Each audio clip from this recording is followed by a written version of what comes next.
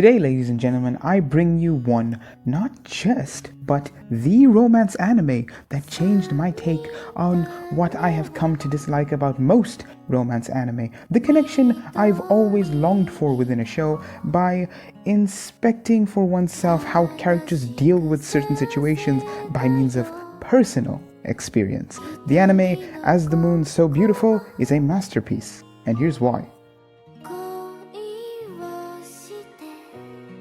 Most anime tend to live and feed off its setting, the breeding ground of the entire plot. With romance anime, the characters are the true setting of the story, and expect to be surprised by what we have with this one.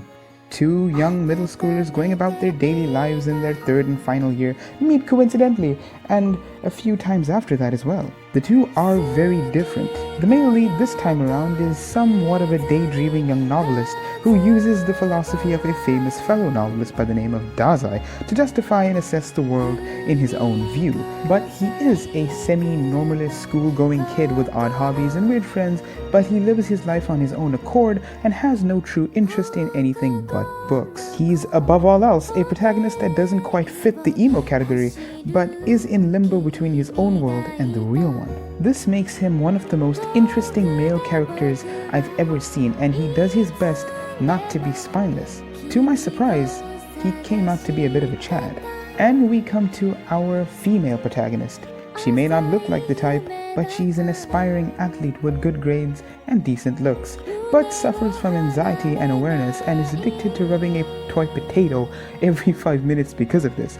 Although the show does do a great job of introducing a female lead with unexpectedly redeeming qualities such as her own odd hobbies, much like our male lead, she does have her own way of thinking. The show rarely breaks these two into different experiences upon the same story. It's much like having two views on one relationship, and seeing what the other does from another's point of view is sometimes one of the most satisfying things you can expect in romance. The story also features the best friend and just a friend cliches, but overall enhances the weight of the plot and doesn't drag it too much. It's more of an opinion rather than an actual point, and this isn't bad, but it just foreshadows these characters to next above nothing for half the series, and then just throws them away. In short, I would have felt better if the show gave these characters more weight overall instead of just them being stepping stones. The most interesting part of the entire show is the pace and setup.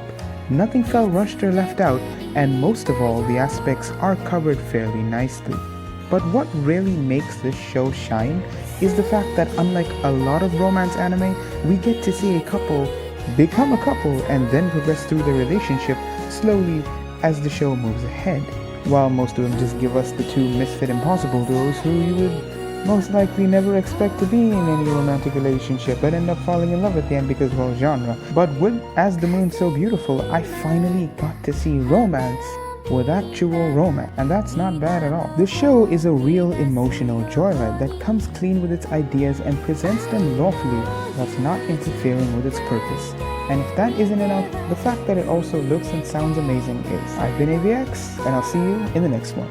Keep watching anime, and welcome to the Anime Visual Crossing.